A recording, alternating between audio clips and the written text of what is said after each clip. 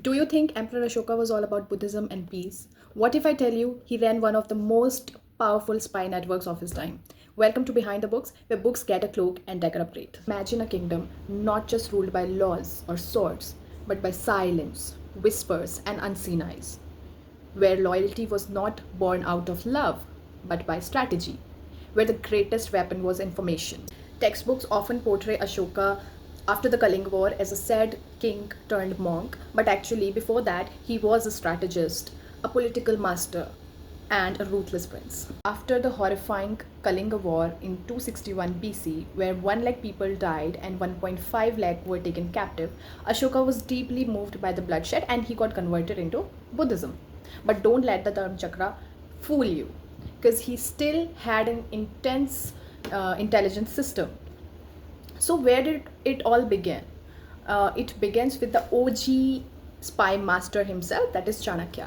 Chanakya, in his statecraft book, that is Arthashastra, mentions about the espionage system. So, who were these spies? A first spy was hidden in the crowds of youth, inside the sacred halls of universities. He was the student who argued loudly, who challenged the professors, who led the debates that turned into student protests.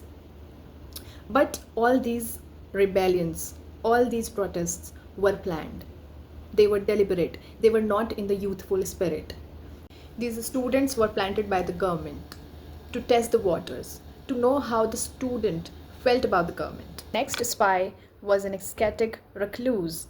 Far from the noise, in the silence of forest, lived a man in saffron robe. He looked like a peaceful sage, but was in fact a general of spies. He was respected for his intellect, but was a secret agent of the government. His true role was to gather hidden information under the guise of spiritual leadership. Now let's meet the village elder who is sitting outside of his hut, sipping clay cup. He has seen battles, he has lost his comrades, but now he is helping villagers. He is mediating into disputes. He is guiding them through life. However, behind this peaceful gaze is a man who is trained in espionage and war. These retired soldiers were brought back into the service not with the weapons but their social influence. They were casually collecting gossips as to who is unhappy with the taxes, who is meeting strangers, who is under debt.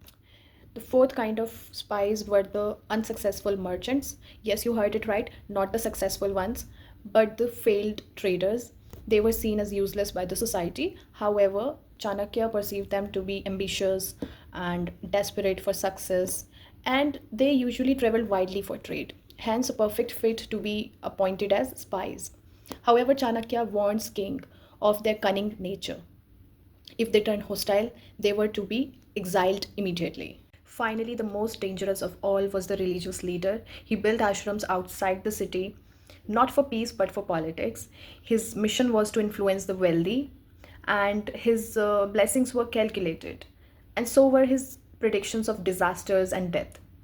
They were stage managed by the state.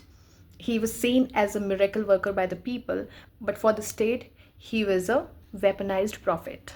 That's it for today, guys. We'll shortly meet with another episode of Behind the Books. Till then, take care.